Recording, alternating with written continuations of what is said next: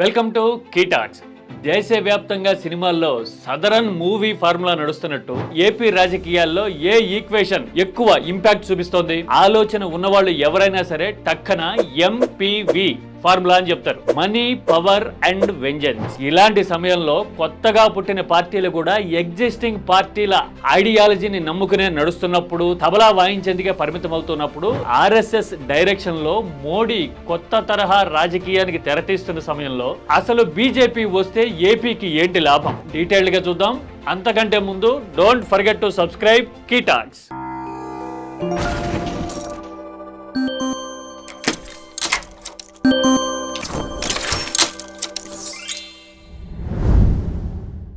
ఇది రాజకీయాలతో సంబంధం లేని ఒక neutral perspective and AP future dimension ని ఆవిష్కరించే ప్రయత్నం మాత్రమే. ఏపీ రాజకీయాల్లో మోస్ట్ సేలబుల్ ఫార్ములా గురించి కదా మనం ఇప్పుడు చెప్తున్నాం. ఎస్, ఏ పార్టీ అధికారంలో ఉన్నా గానీ మోర్ ఆర్ లెస్ అవే పారామీటర్స్, అవే విధానాలు ఉంటాయి. కానీ ఎగ్జిక్యూట్ చేసే విధానం మాత్రమే డిఫరెంట్. కావాలంటే మీరు చూడండి, ఒక ప్రభుత్వం తెచ్చిన మద్యం విధానాన్ని తప్పుబట్టాలంటే మద్యం ఆదాయం మీద ఆధారపడని ఎకానమీని మీరు బిల్డ్ చేసేందుకు ప్రయత్నం చేసి ఉండాలి. అలా కానప్పుడు రెండు ప్రభుత్వాల పాలసీలు లిక్కర్ ఇన్కమ్ ని బేస్ చేసుకునే నడుస్తున్నప్పుడు దాని మీద చేసే ఆరోపణలకి, అనుసరించే రాజకీయ వ్యూహాలకి ప్రజా జీవితాన్ని గాని రాష్ట్ర భవిష్యత్తుని గాని మార్చే ప్రభావం ఉంటుందా అంటే లేదన్నదే సమాధానం. సపోజ్ ఏపీలో జానీ వాకర్ తాగే అలవాటు ఉన్నవాడు ఎవడు లిక్కర్ పాలసీని సీరియస్ గా తీసుకోడు. ఒకవేళ లోకల్ మేడ్ లిక్కర్ తాగుతున్న వాడి జీవితాన్ని లిక్కర్ పాలసీ ఒక్కటే కాదు, ఇంకా చాలా అంశాలు ప్రభావితం చేస్తాయి. ఈ సైకలాజికల్ పాయింట్ ని, ఈ ఎమోషనల్ పాయింట్ ని పట్టుకునే ఏ పార్టీ అయినా, ప్రభుత్వం అయినా ఇప్పుడు గేమ్ ఆడుతోంది అనేది క్లియర్ కట్ గా అర్థమైపోతుంది. దీనికి తోడు వెంజెన్స్ యాడ్ అవుతుంది. అది విభిన్న కోణాల్లో ఉంటుంది. ఒక్కొక్కసారి నల్ల చొక్కాలు వేసుకుని ప్రత్యర్థులు అనుకున్న వాళ్ళ మీద కొందరు రాజకీయ దాడి చేస్తే ఇంకొకరు వచ్చి కేసులు పెడతారు. ఆ తర్వాత నువ్వు పెట్టావు కాబట్టి నేను కూడా నిన్ను కేసులతోనే తిప్పి కొడతా అనే వ్యూహాన్ని మరొకరు తెర మీదకి తీసుకొస్తారు. ఇదే రకమైన పాలిటిక్స్ తో ఇప్పుడు ఏపీ తలపట్టుకునే పరిస్థితి వచ్చింది. అదే బీజేపీ లాంటి పార్టీ అధికారంలోకి వస్తే ఎలా ఉంటుందో ఒక చిన్న ఎగ్జాంపుల్ చూద్దాం. రాజస్థాన్ లాంటి రాష్ట్రాల్లో బీజేపీ అధికారంలోకి వచ్చింది. వచ్చిన తర్వాత ఏం చేస్తారు, వెనకబడిన వర్గాల కోసం నీ పాలసీ ఏంటి, ఎకానమీని రిజనరేట్ చేయడం కోసం నీ పాలసీ ఏంటి, గత ప్రభుత్వంతో పోలిస్తే నీ పరిపాలన ఎంత భిన్నంగా ఉంటుంది అనేది చూపిస్తారు తప్పితే గత ప్రభుత్వం కప్పెట్టిన గోతులన్నీ తిరగదోడి కాలక్షేపం చేస్తాము అనడం మీరు ఎప్పుడైనా చూసారా?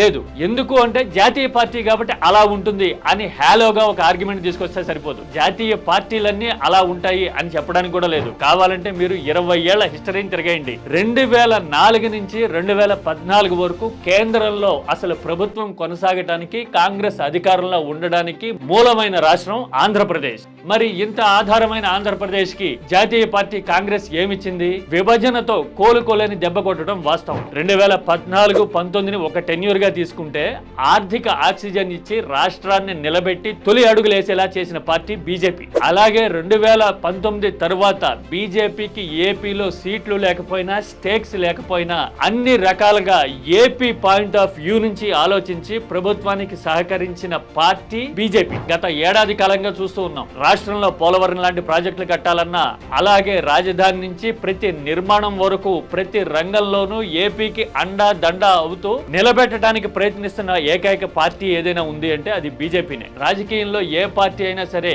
అవుట్ ఆఫ్ ద బాక్స్ వెళ్లి మరీ అండగా నిలబడుతోంది అంటే పొలిటికల్ అడ్వాంటేజ్ కోసమే. రాజకీయ అడ్వాంటేజ్ అంతంత మాత్రంగా ఉన్నప్పుడే ఇంత సహాయం చేస్తే, అదే వెంజెన్స్ పాలిటిక్స్ కి దూరంగా ఉంటూ భవిష్యత్ నిర్మాణం గురించి ఆలోచించే విధానాలు ఆల్రెడీ ఉండి వాటికి తోడు అధికారం, జన బలం కూడా తోడైతే బీజేపీ ఇంకా రాష్ట్రానికి ఎంత హెల్ప్ అయ్యేందుకు అవకాశం ఉంది?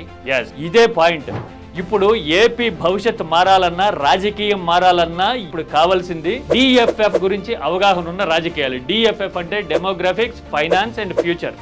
ఈ మూడింటిని మీద అవగాహన ఉన్న పార్టీ, అలాగే ఈ మూడింటిని ప్రభావితం చేయగలిగిన స్కోప్ ఉన్న భావజాలాన్ని కనుక బలపరిస్తే ఏపీ భవిష్యత్తు మారేందుకు ఖచ్చితంగా స్కోప్ ఉంటుంది. బీజేపీ రాజకీయంగా బలపడితే పొలిటికల్ పొల్యూషన్ తగ్గి ఫ్యూచర్ మీద, ఎకానమీ స్ట్రెంగ్థెన్ చేసుకోవడం మీద కాన్సన్ట్రేషన్ పెరుగుతుందా? మీరైతే ఏమంటారు? ఖచ్చితంగా కామెంట్ చేయండి. Don't forget to subscribe కీటాక్స్.